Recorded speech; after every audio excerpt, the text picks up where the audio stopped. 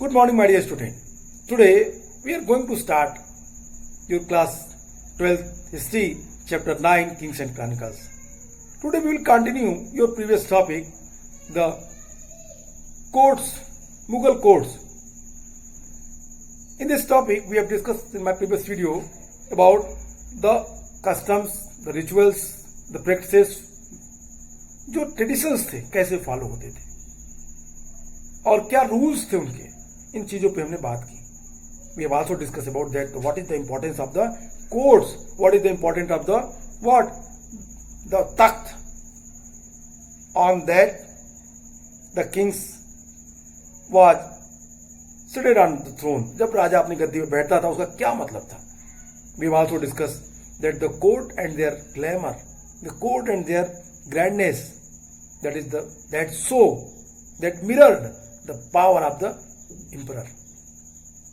It was the medium to what? To express the clear message among their people that he is powerful and he is seated on their throne and he have capacity and capability to control them, to protect them. It clearly proved. The court glamours was started first time on the very vast level, the Balban, who was Sultanate king, Sultan. And then after we have seen, Balban also started the Sizda and Pabos. That was replaced by Shah Jahan, Sizda and Pabos. And we have discussed in our previous video that the courtiers who seated on the particular place according to their capacity and capability and their loyalty. No one moved either and thither, one place to other place, when king sat on their throne. No one have right. And this was what? Very seriously observed. If anyone break that rule, he was punished. The one officials appointed for that, the Muhatsib. These are all we have discussed in my previous video. Today we will discuss the functions which was practiced in the Mughal court. The two functions that was very famous, that was the Persian style to pay respect to emperor, राजा को सम्मान दिखाने के लिए, सम्मान प्रदर्शित करने के लिए जो ये परंपरा थी, जो मेथड्स थे, वो ईरानी परंपरा से लिए गए थे, सिजदा और पाबोस. इस सिजदा और पाबोस, सिजदा का मतलब था झुकना और झुक करके काफी नीचे तक राजा को सैल्यूट देना. पैबोस, पैर घुटने के नीचे तक झुक कर पैबोस करना या जमी बोस करना, चूमना. बाद में शाहजहां ने इसको चेंज किया, इस पूरे सिस्टम्स को, इस पूरी व्यवस्था को, और दो नई व्यवस्था, चहार और तस्लीम को इंप्लीमेंट किया. चहार और तस्लीम क्या थे, इन चीजों पे हम बात करेंगे आज, today. Okay. The forms of the solutions of the rulers indicated the person's status in the hierarchy. The deeper proportions represented the higher status. The highest form of the submission was Sizda and complete the posturations. Under Shah Jahan, these rituals were replaced with the Chahar and Taslim and Jamibos kissing the ground. What is Chahar and Taslim? Chahar and Taslim is mode of solutions which began with placing the back of the right hand on the ground and raising the gentle till person stand erect. When he put the palm of his hand upon the crown of his head, it is done 4 chahar times taslim, the literally meaning submission. ये दो चीजें थी. Definitions को देखिए तो कहता है कि जो अभिवादन के 4 तस्लीम तरीका है, उसमें क्या होता है, दाएं हाथ को जमीन पर रखने से शुरू होता है और अपनी जो हथेली है, हथेली को ऊपर की ओर होती है, और उसके बाद हाथ को धीरे धीरे उठाते हुए जो व्यक्ति खड़ा होता है उसकी तरफ सिर क्या करते हो, ऊपर रखते हुए वो पीछे की तरफ चले जाते हैं. ये जो तलहटी सिर के ऊपर रखता है और इस जो तस्लीम 4 बार की जाती है, इट मीन 4 टाइम्स झुक करके, हथेली को नीचे करके और पूरा ऊपर कमर को इरेक्ट करके, झुका करके 4 बार ऊपर से नीचे तक तस्लीम चार भर के आती थी, और जो ये फंक्शंस था यही था चार तस्लीम। तस्लीम का शाब्दिक अर्थ था आत्मनिवेदन करना। तस्लीम का एक्चुअल मीनिंग है, लिटरली मीनिंग द सबमिशन, आत्मनिवेदन, सबमिशन करना। That is the very important things. That system was introduced by Shahjahan in their court to replace sijda and pabos. सिजदा और पाबोस को रिप्लेस करके उसने ये व्यवस्था कोर्ट में लाया। The protocols, the governing, the diplomatic envoy at the Mughal court were equally explicit. An ambassador presented to the Mughal emperor was expected to offer an acceptable from the greetings, either by bowing deeply up, the kissing the ground, or else to follow the Persian customs of the clasping one's hand in the front of the chest. Thomas Roe, the English envoy of James I, simply bowed before Jahangir according to European customs, and further shocked the court by demanding a chair. It means it is very interesting matter that Thomas Roe, when reached in the Jahangir court, he don't know about that the rituals and the such type of the traditional act which was practiced in the Mughal courts. He reached Mughal courts and he demanded a chair to क्या करने के लिए, chair पे बैठने के लिए उसने demand की, मांगा उसने। इस तरीके से अगर आप देखें तो कहता है कि जिस व्यक्ति के सामने राजा शासक का जो अभिवादन था, ये एक तरीके से सिस्टमेटिक रूप से किया जाता था। झुक करके अभिवादन करना व्यक्ति की हैसियत की ज्यादा ऊंची मानी जाती थी। जिसके सामने कोई व्यक्ति झुक के करता था, तो जिसके लिए झुक के करता था उसकी हैसियत उस व्यक्ति से ज्यादा मानी जाती थी। आत्मनिवेदन का उच्चतम रूप, टॉप जो मेथड्स था, वो सिजदा या दंडवत लेटना था। शाहजहां के शासनकाल में इन तौर तरीकों को बदल दिया गया और इनकी जगह एक नई व्यवस्था लाई गई, चार और तस्लीम या जमींबोस। मुगल दरबार में जो राजनयिक आते थे, एम्बेसडर्स आते थे, जो दूत आते थे, इनवाय, इनके संबंधी जो नए नए सिस्टम्स, नवाचार में भी ऐसी सुस्पष्टता थी, क्लियर था कि कौन जो आएगा तो उसे क्या करना है। कोर्ट में सभी के लिए क्लियर इंस्ट्रक्शंस थे। ये वो मेथड्स थे मुगल के समक्ष, मुगल एम्परर के समक्ष प्रस्तुत होने वाले राजदूतों से ये अपेक्षा की जाती थी कि अभिवादन के मान्य रूपों में से किसी एक में वो झुककर अथवा जमीन को चूमकर अथवा फारसी रिवाज के मुताबिक, फारसी कस्टम्स, पर्शियन कस्टम के अकॉर्डिंग क्या करे, वो छाती के सामने हाथ बांध कर तरीके से अभिवादन करे। लेकिन जब एक इंटरेस्टिंग मैटर आया, जब थॉमस रो आया, जहांगीर, इट मीन्स जो आइदर बाई वो कह रहा कि जो ये सिस्टम्स थे कि जो कोर्ट में कोई भी आए, कोर्ट में आने के बाद उसे अपने तरीके से, इट मीन्स जो कोर्ट में प्रैक्टिस हो रही है उसमें से किसी एक तरीके से, वो सिजदा हो सकती है, पैबोस हो सकती है, चार तस्लीम हो सकती है, या दोनों हाथों को बांध करके जो आपको उनको रिस्पेक्ट देने का तरीका है, वो किसी एक तरीकों को उन्हें करना पड़ता था, ऐसी अपेक्षा रखी जाती थी। लेकिन आश्चर्य तब हुआ जब जहांगीर के दरबार में जेम्स फर्स्ट का एक दूत थॉमस रो आया। थॉमस रो ने दरबार पहुंचा और दरबार में बैठने के लिए खुद के लिए कुर्सी मांगी। ये यूरोपीय रिवाजों के अनुसार जहांगीर के सामने केवल झुककर अभिवादन किया और उसके बाद बैठने के लिए उसने जो कुर्सी का आग्रह किया, जिससे पूरा दरबार एस्टॉनिश्ड हो गया, आश्चर्यचकित हो गया। तो it means the rituals, the practices that was interestingly changed time to times. Why? Because the foreign ambassadors, the diplomatics, envoys, when they reached in Mughal court, they don't know about the practices of Mughal court. So that's why simply उन्होंने अभिवादन किया आसानी से। The emperor began his day at the sunrise. What is the activities of the king? कैसे क्या activities थी king की? Let us discuss.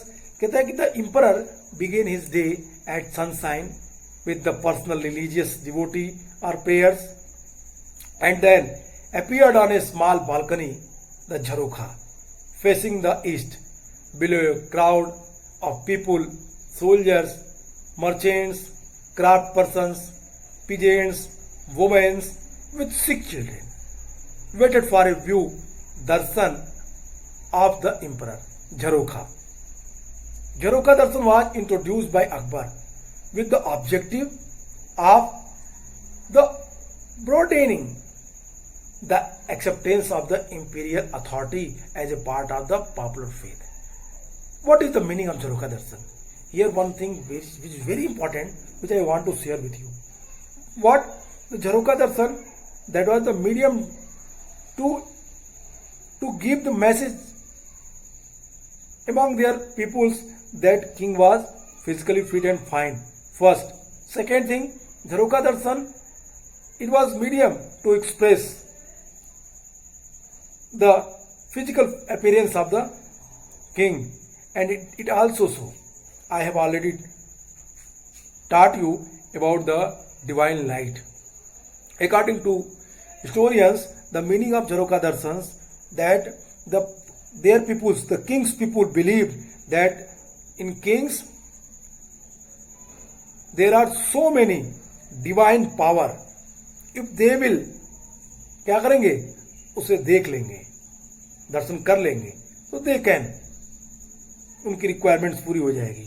इसीलिए so that's the various peoples, उसमें बहुत सारे लोग थे, like womens, like childrens, like sick childrens, the craftsman, merchants, soldiers, everyone presented there. क्या करने के लिए? झरोखा दर्शन में राजा को देखने के लिए. और राजा डेली झरोखा दर्शन में खड़ा होता था और झरोखा दर्शन देता था. Okay, that is the meaning of Jharokha darshans. The emperor began his day, the sunrise and the personal religious devotees of the prayers. अपनी शुरुआत सुबह उठने के सूर्य के किरणों के साथ वो अपने प्रेयर करने के बाद शुरू करता था. फिर झरोखा दर्शन में जाता था, वहाँ लोगों को दर्शन देता था. दर्शन के लिए काफी लोग खड़े होते थे दर्शन पाने के लिए, क्योंकि लोगों का ऐसा विश्वास था कि राजा के अंदर दैवी गुण है और राजा को अगर वो देख लेंगे तो उनके सारे कष्ट और रोग दूर हो जाएंगे. ये तो एक सिंपल बिलीफ थी, लेकिन इसके पीछे का दूसरा महत्वपूर्ण कारण था. पॉलिटिकली जो फिलॉसफी थी, पॉलिटिकल फिलॉसफी, वो ये थी कि इससे राजा फिट एंड फाइन प्रजा में दिखे और प्रजा में कोई रिवोल्ट न हो. After spending an hour at jharokha, the emperor walk to public hall of audience, Diwane Aam, to conducted the primary business of his government. State officials presented reports and made requests. 2 hours later, the emperor was in the Diwan-e Khas to hold the private audience and discuss the confidential matter. High ministers of state placed their petitions before him and tax officials presented their accounts. Occasionally, the emperor viewed the works of the highly reputed artists or building place of architects. Mimar. It means after the Jharokha darshan, King Emperor raised in Diwan-e-Aam, where he interacted with the common peoples and their ministers. He expending their 2 hours in the Diwan-e-Aam. Then after he reached in Diwan-e Khas. Diwan-e Khas, that was the place where he made the very important persons, and he discussed the confidential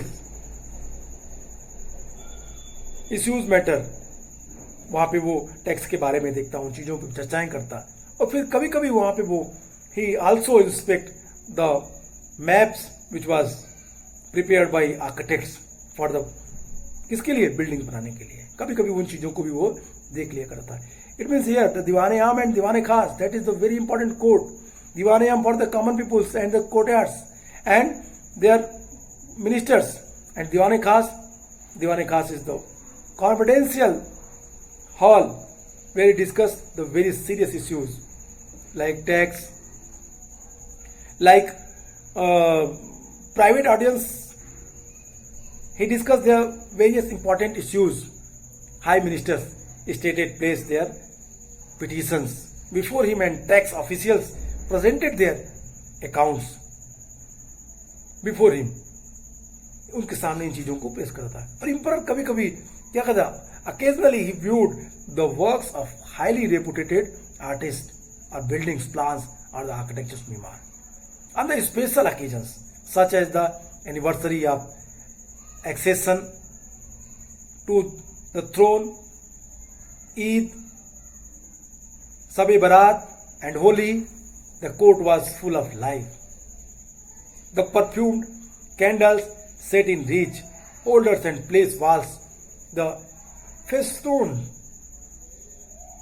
fashioned with the colorful hanging made the tremendous impressions on visitors. It means occasionally the court was decorated during time to time. If any festivals like Shab-e Barat, like Holi, like Diwali, on that occasion court was what? Decorated by the various candles, the colorful candles, the various type of lights, perfumed candles set in rich holders and placed walls, the festoon with the colorful the hanging made the tremendous inspirations of pictures. जो त्योहार उत्सव पे जब सिंहासन, जब कभी कभी occasionally जब राजा कभी कभी वो दिन on the special occasion such as the anniversary of the accession to the throne, राजा के सिंहासन की वर्षगांठ हो या ईद हो या शब-ए बारात हो या होली जैसे कुछ विशिष्ट त्योहारों पे दरबार का माहौल जीवंत हो उठता था. सजे हुए डिब्बों में रखी मोमबत्तियां और महल के दीवारों से लटक रहे रंग बिरंगी जो बंधनवार आने वाले लोगों पर, विजिटर्स पे आश्चर्यजनक रूप से क्या करते थे, प्रभाव डालते थे, उनको बहुत ही प्रसन्न करते थे. अब मुगल शासक वर्ष में 3 मुख्य त्योहार मनाते थे. सूर्य वर्ष सोलर जो कैलेंडर्स के अकॉर्डिंग और लूनर कैलेंडर के अकॉर्डिंग वो 3 त्योहार मनाते थे, जन्मदिन और बसंत का आगमन और फारसी नववर्ष नवरोज. ये the Mughal Kings celebrated the 3 major festivals, that was the Basantotsav, that was solar and lunar birthday of the monarch, and Nowruz, the Iranian New Year on the vernal equinox. On his birthday, the monarch was weighed against the various commodities which were then distributed in the charity. इस तरीके से वो पूरी चीज़ों को त्योहार में कुछ दिनों के लिए वो उत्सव मनाता था और फिर वो तुलादान करता था. तुलादान पे बहुत सारी वस्तुओं से उसको तोला जाता था और वो सारी वस्तुएं गरीब लोगों में डिस्ट्रीब्यूट कर दी जाती थी, बांट दी जाती थी. तो इस तरह के त्यौहार और ये मुगल कोर्ट की भव्यता के बारे में डिटेल किया गया है. कंटेम्प्रेरी क्रॉनिकल्स में we have find the various information about the court and their glamour and all the practices which was happening in court. We can easily understand having read that. Even if this paragraph, the many more information are also given, like the festival that was celebrated occasionally time to time, Nowruz, the successions, राजा की वर्षगांठ मनाई जाती थी, ईद, शब-ए बारात जैसे त्योहार मनाए जाते थे. साथ ही साथ we also read about that the court and their courtiers, they were appointed according to their loyalty, according to their post, according to their capability. And we have also discussed that the kings, any ambassadors, any envoys who reached in court, they have to follow the rules and regulations which was implemented by the court. If anyone try to violate the rule which was implemented in court, if anyone violated that, क्या होता था, फिर उसको punish किया जाता था. He was punished by the court officials.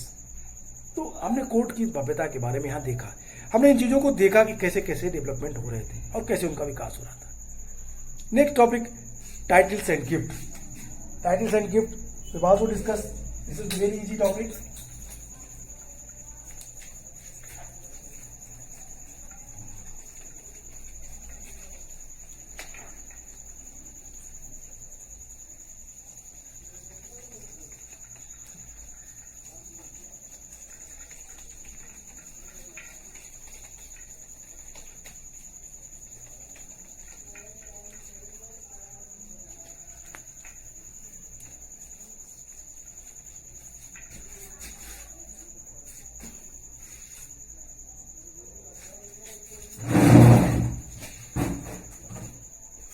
Yes, our next topic is title and gift. Title and gift.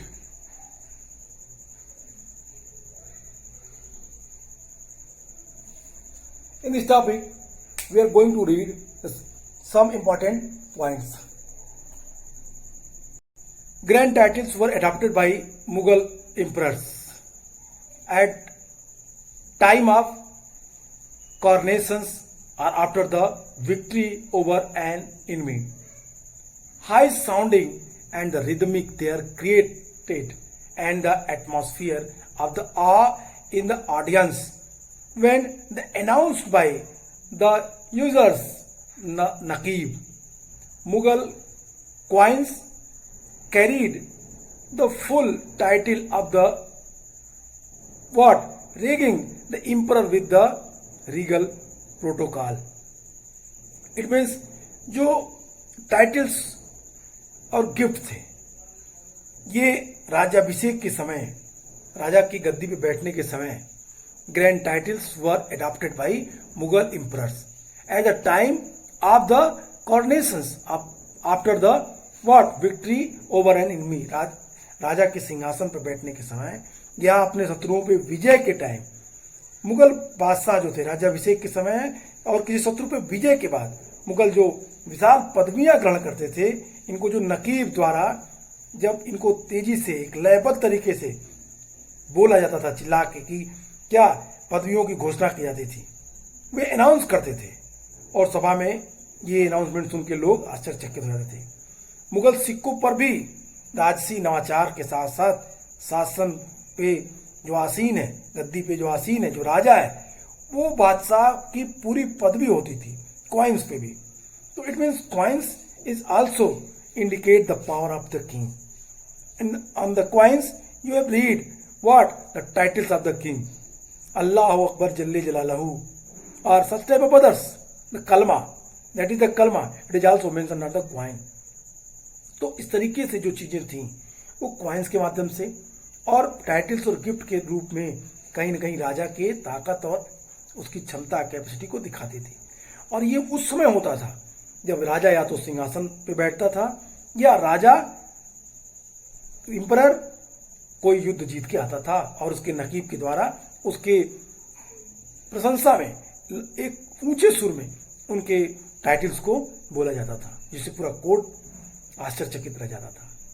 That is the very important things which you have to understand. It shows the glamour of the king. Again I am saying, it shows the dignity of the king. ये क्या था? Expose कर रहा था अपनी ताकत को, अपनी डिग्निटी को, अपनी क्षमता को ये टाइटल्स के माध्यम से।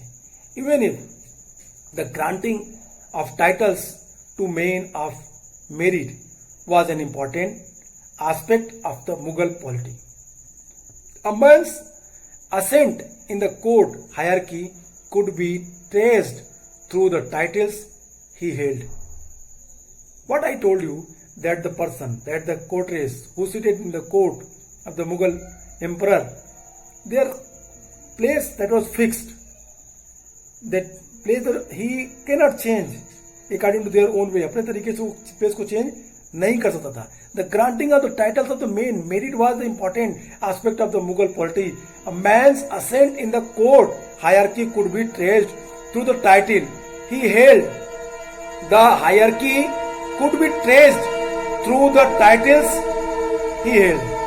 जो वो टाइटल्स लेता था योग्य व्यक्तियों को पदवियां देना मुगल राजतंत्र के एक महत्वपूर्ण पक्ष था। दरबारी जो हायरकी थी उसको किसी व्यक्ति की उन्नति को उसके द्वारा धारण की जाने वाली जो टाइटल्स थी उसके आधार पे देखा जाता था, उसी के आधार पे एक्सप्लेन करते थे।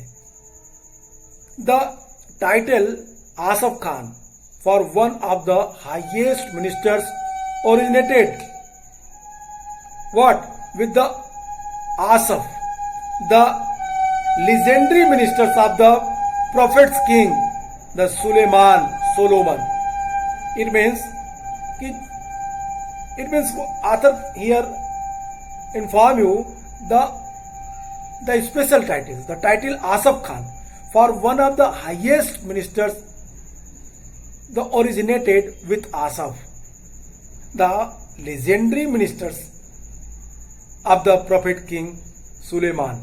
मतलब जो आसफ खान की टाइटल्स थी, Asaf Khan that was title Sulaiman के सबसे महत्वपूर्ण जो मिनिस्टर था उसकी। कहता है कि जो उच्चतम मंत्रियों में से एक, जो हायरार्की में सबसे टॉप पे मिनिस्टर्स हों, उनको दी जाने वाली टाइटल्स आसफ खान की थी। ये पदवी प्रॉफिट मोहम्मद और जो कंटेम्परेरी एक एम्परर था सुलेमान के कल्पित मंत्री से हुआ था। इट मीन्स वो उनके मंत्री थे आसफ खान, वही टाइटल्स अपने हायर जो हायरार्की में सबसे टॉप पे होते थे मिनिस्टर्स, उनको ये टाइटल दी जाती थी आसफ खान की। Asaf Khan that is title not the name, that is the very clear way. Asaf Khan कौन था? आसफ खान एक ऐसे मिनिस्टर्स थे जो सुलेमान के मंत्री थे, प्रॉफिट मोहम्मद के समय में भी थे। तो ये एक महत्वपूर्ण सम्मानजनक पदवी थी जो मुगल दरबार में सबसे महत्वपूर्ण मंत्रियों को दी जाती थी। The title Mirza Raja, the accorded the Mirza the title Asaf Khan also. Asaf Khan, here you can see the various titles I have mentioned. Asaf Khan, the importance of Asaf Khan I told you. The Asaf Khan that is title, maybe the Asaf Khan, the persons who was the very famous ministers of the Islamic rulers Solomon, and he also related to Prophet Muhammad, Asaf Khan. And so that's why in the Mughal court, the court ministers where post is in the hierarchy on the top level, he entitled the title Asaf Khan. वो आसफ खान की title इसको दी जाती थी। Next Mirza Raja. Mirza Raja, the title was given by Aurangzeb to their what? The army generals Jai Singh and Jaswant Singh. Next title, the Jari Kalam. When I taught you the painted image, I told you the Nastaliq method that was the very much liked by Akbar. The Nastaliq methods, the Jari Kalam, Muhammad Hassan was the very good calligrapher. The title was given by Akbar to Muhammad Hussain Jari Kalam. Similarly, Khan Khana. Khan Khana was the post. Khan Khana was the title. First time Khan Khana title किसकी थी? ये बैरम खान की titles थी। बैरम खान जो अकबर के bodyguard के रूप में थे, जो अकबर के गार्जियनशिप, जिनके गार्जियनशिप में अकबर ने राजगद्दी प्राप्त की, 1556 to 60 तक राज किया। बैरम खान की टाइटल्स थी खान खाना की। बाद में ये खान खाना की टाइटल्स अब्दुल रहीम को दे दी गई और फिर अब्दुल रहीम खान खाना अकबर के नवरत्नों में से एक थे अपनी विशेषता के लिए। फिर अगली टाइटल्स थी जगत गुरु, योग प्रधान, जैन संतों को अकबर के द्वारा दी गई थी। It means here the various titles, it was distributed by the Mughal emperors time to time. It show what? The speciality, it show the importance of particular persons who was entitled by that. जो इस title के द्वारा entitled होता था Mughal emperor के द्वारा, वो इनकी हैसियत को दिखाती थी। A very interesting story which we discussed in this topic, the Mir Khan. Mir Khan, he want that कि उसके नाम के आगे अमीर ए लग जाए, अलिफ लग जाए, अलिफ का ए, इट मीन्स अमीर खान हो जाए। उसने औरंगजेब को 1 लाख रुपए देने की बात की थी, but Aurangzeb not accepted that. अमीर खान, इट मीन्स ए लगाने के लिए उसने 1 लाख रुपए दिए। That is the very important things. The titles could be earned और paid for. Mir Khan offered Rs 1 lakh to Aurangzeb for the letter Alif, that is A, to be added to his name to make it Amir Khan, but Aurangzeb denied. Other awarded include the robe of honor, the Khilhat. Khilhat, what is the Khilhat? Khilhat is garment once worn by emperor. Garment once worn by emperor and embedded with his the benedictions. One gift the sarappa, head to foot, सर से पांव तक, सरप्पा नाम से ही है सरप्पा, it means head to foot. Sarappa jewellery ornaments were often given as a gift by emperor. The lotus blossom set with jewels, the Padme Murassa, was given only in the exceptional circumstances. It means here we have to focus other word. The khilhat, what is khilhat? Khilhat is a cloth. Khilhat is a it means you can easily understand the क्या थी ये खिलत? Garments थी. खिलत that was garments which was worn by emperor. कभी पहना गया and it was also क्या किया थी? Given as a gift. ये गिफ्ट के रूप में दी जाती थी. लोगों का मान्यता था कि राजा ने एक बार पहना, डिवाइन पावर उसके अंदर आई होगी उस कपड़े में और वो हम पहन के अब सम्मानित महसूस करेंगे. Second, the sarappa. Sarappa, if you derive that word, sar and appa, sar and pair, सर से पैर तक पहनने वाला कपड़ा. It is also the gift which was given by emperor to their courtiers and their किसके जिसको वो चाहे. एंड पाद में मुरस्सा that is the what? That is the ornaments. पन्ने मुरस्सा एक ऑर्नामेंट्स था, एक बहुत ही सुंदर चीज थी. किस चीज की? The lotus blossom set with the jewels. एक लड़ियां लगी हुई कमल के एक क्या मणिक और मोतियों से जुड़ी हुई कमल की पंखुड़ियां द्वारा रत्न जड़ित गहनों का सेट, जिसे पद्म मुरस्सा कहा गया, इसको भी उपहार के रूप में दिया जाता. हमने खिलत की बात की. खिलत जिसे पहले कभी न कभी बादशाह द्वारा पहना गया हुआ होता है, इसलिए यह समझा जाता है कि बादशाह का इसमें आशीर्वाद है. ये बादशाह के आशीर्वाद का प्रतीक है. सरप्पा सर से पांव तक पहनने जाने वाला कपड़ा था.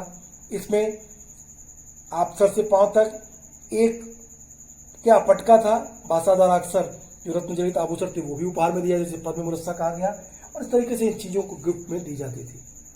अब courtier never approached the emperor empty-handed. He offered either a small sum of money, nazar, or a large amount, the peskas.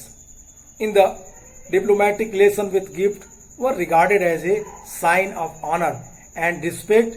Ambassadors performed the important functions of the negotiable, the treaties, and the relationship between the competing political powers. In such as a context, gift had an important symbol role. It means दरबार में बादशाह के पास कोई भी खाली हाथ नहीं जाता था. No one, courtiers never approached the emperor empty-handed. कभी वो खाली हाथ नहीं. He offered either a small sum of money, nazar, or large amount peskas. कम से कम छोटे अमाउंट में नजर या बड़े अमाउंट में उसको पेशकश लेके दरबार में उपस्थित होना पड़ता था. The peshkash play very important role in what? The diplomatic treaties. Diplomatic treaties में पेशकश का बड़ा महत्वपूर्ण रोल था. ये उपहार थे, ये सम्मान, ये आदर के प्रतीक माने जाते थे. राजदूत, एम्बेसडर्स, प्रतिद्वंदी राजनीतिक शक्तियों के बीच संधि और संबंधों के जरिए समझौता करवाने में ये पेशकश बहुत महत्वपूर्ण कार्य करते थे. ऐसी परिस्थितियों में उपहार को महत्वपूर्ण प्रतीकात्मक भूमिका के रूप में देखा गया. उपहार सबसे महत्वपूर्ण रूप में सामने आए. एक इंटरेस्टिंग इंसिडेंट थी जो मुगल कोर्ट की, which also we have to share here. The Thomas Roe was the disappointed when a ring he had presented to Asaf Khan was return to him for the reason that it was worth merely 400 rupees. Thomas Roe ने एक अंगूठी दी जिसकी कीमत 400 रुपए की थी आसफ खान को. आसफ खान ने उसको रिटर्न कर दिया क्योंकि उसकी कीमत बहुत ही कम थी. इससे वो बड़ा आश्चर्यचकित हुआ और दुखी भी हुआ.